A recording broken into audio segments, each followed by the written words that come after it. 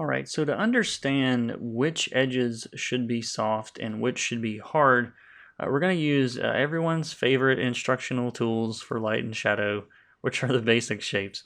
And I know some people get really tired of seeing tutorials on these, but almost everything can be made out of cylinders and spheres and cubes. So we're going to use them as an example, and I'm sure we'll use more later.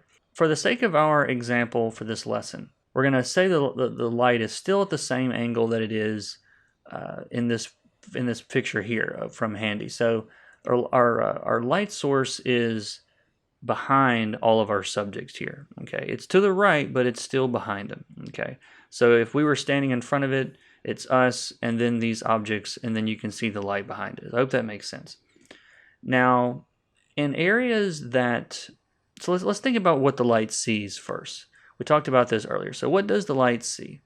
On this square, let me just make a selection here so I can stay inside the lines. So I'm using my selection for my flats layer. And I'm just going to use some hatching lines to make this easy.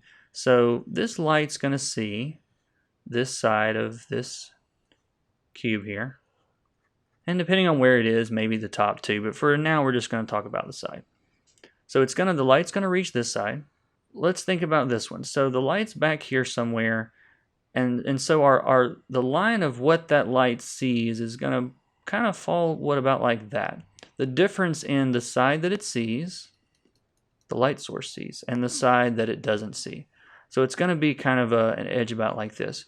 But as you guys know, spheres usually don't have a really hard edge like that. They've got a soft edge. And the reason for that is the area where that separation happens between what the light can see on this side, if my thing will work. So we're seeing this side, and the eye is closed over here. We can't see this stuff. So the reason that this line is usually smooth is because it's curved. Okay, so on the cube, this is a very hard edge right here. Okay, I would equate this edge to sort of like the edge of his nose here.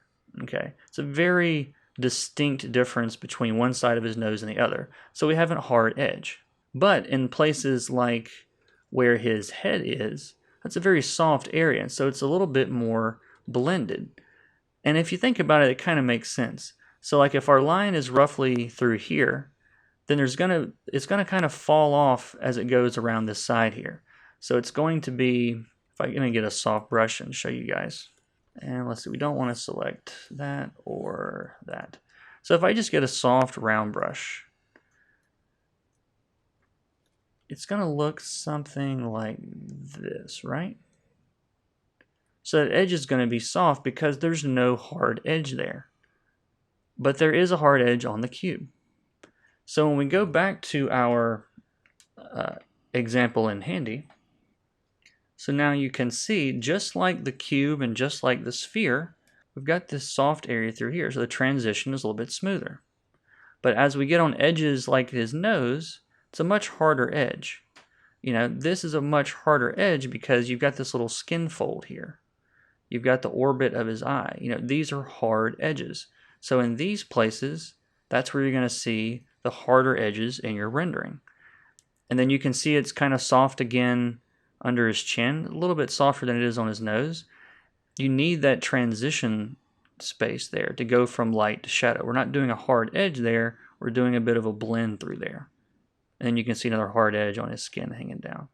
So this hard and soft edges, it's really important to understand this, and it's important so that your work looks much more dynamic and much more realistic by not having the same either hard edge everywhere or soft edge everywhere, because you can see in reality this doesn't really have one edge all the way around.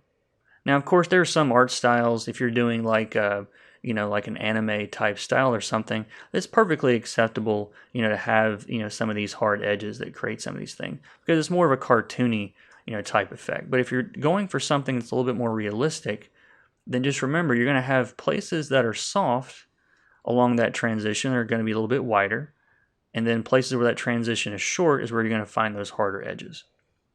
So let's go back to our actual example guy here and let's do them up. So, all right, so I'm going to make a new layer, and it's below my line art, but it's above my base colors.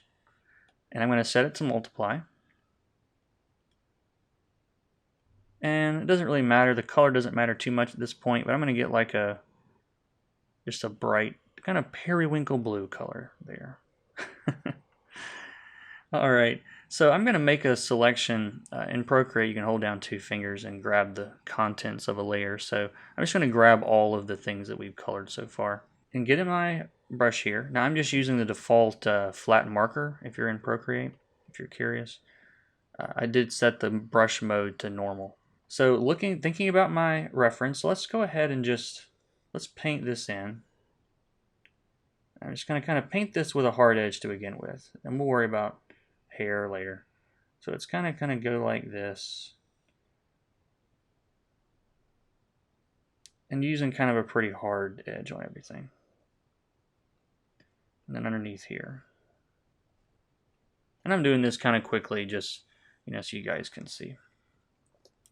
So now what I can think about is, where are my hard edges and where are my soft edges? So on his nose, we remember that was kind of a hard edge. So I'm going to use a smaller brush and kind of add a bit of a hard edge there. But some of these places, they really weren't that hard of a transition. They were pretty smooth. So I can go get like a smoothing brush or a smudge tool or whatever you want to use in your art. And some of these areas I can soften this up. And you kind of have to play around with getting the right smudge tool, but I kind of like I think it's a turpentine brush in Procreate.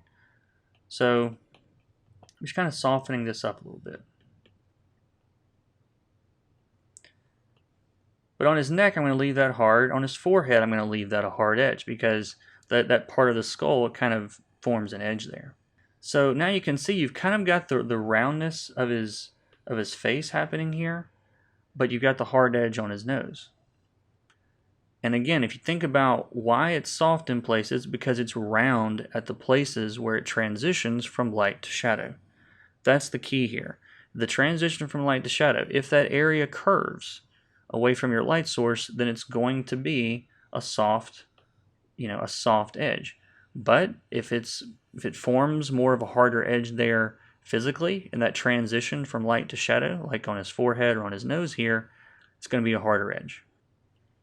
Now, of course, there are a lot of ways to get this effect. So let's say if I delete all of that work we just did and come up with another example here. So I'm going to make another layer. And again, I'm going to set it to multiply. And using the same color, I can get, instead of a harder brush, I can get a softer brush. This is just a regular, round brush like this. Make sure it's dark enough you guys can see. So you could start with going in with softer edges. So I just made like a big, soft kind of blob there, basically. And then I can go in with an eraser that has a stiffer edge and just clean it up that way. So I might come in here with the eraser and just kind of form those edges this way. Because I'm on a separate layer. I've got, the only thing on this layer is this shadow that I'm doing. So if I use the eraser tool, then I can go in and harden up some of these edges that I want to be a little bit stiffer.